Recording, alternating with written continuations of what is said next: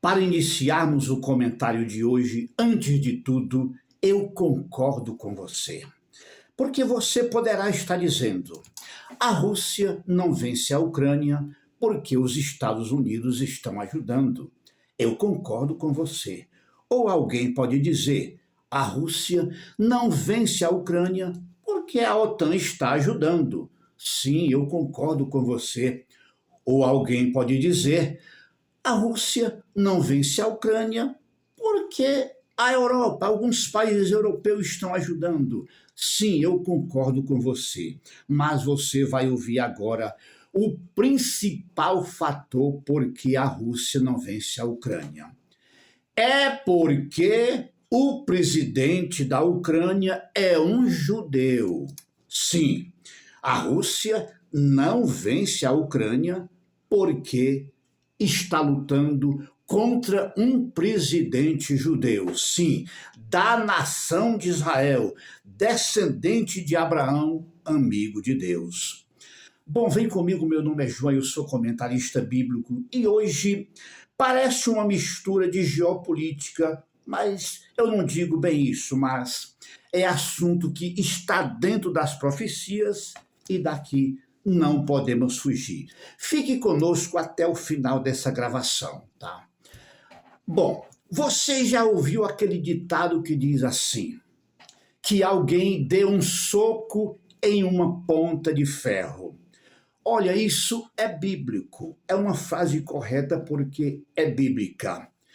Essas palavras, elas foram usadas pelo próprio Jesus Cristo, quando desceu do céu para se encontrar com Saulo de Tarso e impedir dele perseguir os cristãos e transformá-lo em um apóstolo. Ele disse o seguinte: Saulo, Saulo, por que me persegues? E acrescentou essa frase aqui: duro é recalcitrar contra os agrilhões. Com essa frase, Jesus, ele diz o seguinte: faz lembrar um cavalo que dá um coice em uma ponta de ferro. Que horror, hein? Diz então que quem dá um coice em uma ponta de ferro, claro que vai se estrepar, né? Bom, Vladimir Putin, ele fez exatamente isso ao atacar a Ucrânia, cujo presidente é judeu. Ele deu um coice em uma ponta de ferro. Quando ele decidiu atacar a Ucrânia, eu disse para a minha família aqui que este homem, ele fez um muito mau negócio, mas um mau negócio mesmo. A certeza de Vladimir Putin em atacar a Ucrânia era tão grande que ele pensava em dominar tudo isso em questão de semanas. Já está com mais de 3 anos. Então, a certeza dele não estava certa. Por quê? O que vemos então é uma Rússia aos pedaços. Então vamos lá.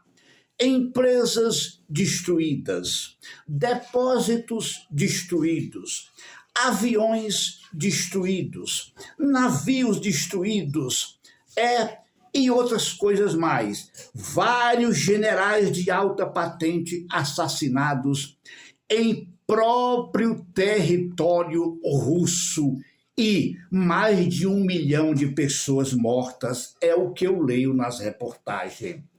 Bom, então foi aí que ele começou a viajar para pedir socorro.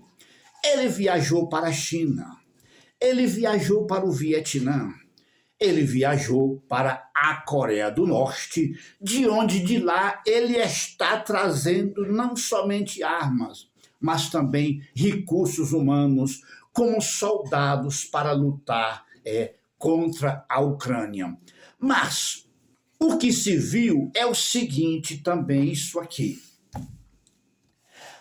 A falta de sorte da Rússia é tão grande que os próprios soldados da Coreia do Norte que ele trouxe com problemas de comunicação, eles chegaram a atacar os próprios russos. É aquela questão de fogo amigo.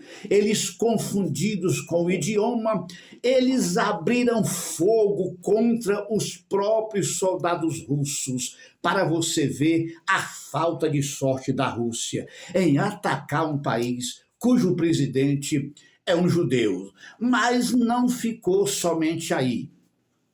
Vamos, digamos, deixar claro isso daqui. Quando Deus chamou a Abraão para ir dar início à criação de uma nação, os judeus, ele disse o seguinte: abençoarei aqueles que te abençoarem e amaldiçoarei aqueles que amaldiçoarem, que te amaldiçoarem. Bom, mas vamos o seguinte, não quer dizer que, digamos, a pessoa vai ser amaldiçoada de qualquer jeito. Não, por quê? A presença dos judeus no mundo, colocados aqui por Deus, é para abençoar o mundo. A nação de Israel no mundo é para Deus abençoar o mundo através dela. Agora, a nação que vai contra Israel, ou contra um judeu, uma coletividade ou indivíduo, está criando a sua própria maldição. E essa é a grande verdade e o que temos visto através dos séculos e milênios. Então é isso. O que acontece agora é que a Rússia ela está aos pedaços. Isso sem falar que quando Israel atacou o Irã, as várias vezes que Israel atacou o Irã, ele deixou a Rússia parcialmente desarmada. Por quê? Porque ao atacar o Irã, destruiu as fábricas de armas, destruiu ali tudo que ele fornecia para a Rússia, pelo menos parcialmente, de sorte que o Irã não pode mais fornecer para a Rússia as armas que fornecia. E também, nesse meio aí, a queda de Bashar al-Assad ali na Síria, abriu caminho para Israel atacar o Irã muito mais facilmente, que é o que se vê agora. Então, aqui está. E com tudo isso que está acontecendo, pela primeira vez na vida, digamos assim, Vladimir Putin, agora ele está pensando em negociar com Volodymyr Zelensky, o presidente da Ucrânia. Está pensando, se comenta aí, que ele vai se encontrar pessoalmente, cara a cara, com o presidente da Ucrânia. Agora eu digo assim, para pedir o quê? Para exigir o quê? Para falar o quê? Com que cara? Porque o que a Rússia devia, ou seja, o que a Ucrânia devia para a Rússia? O que o presidente ucraniano devia para Vladimir Putin? Simplesmente ele foi atacado. E aí está o que aconteceu. O que ele pensava em fazer em questão de semanas, já está com mais de 3 anos. E ele simplesmente deu um coice em uma ponta de ferro e fez um muito mau negócio. Bom, mas o que esperar agora da Rússia? Bom, não podemos esperar muitas coisas boas, não. Sabe por quê? Porque nós e todos os estudiosos das Escrituras Sagradas aqui estamos olhando de olho para as profecias de Ezequiel. E as profecias de Ezequiel nos faz olhar para as nações do norte de Israel, como está escrito ali no seu livro.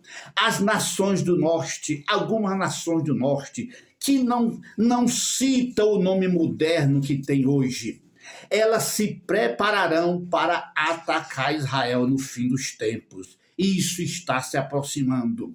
Mas atacar para quê? Simplesmente atacar para serem derrotadas e destruídas. porque ninguém vence o povo judeu.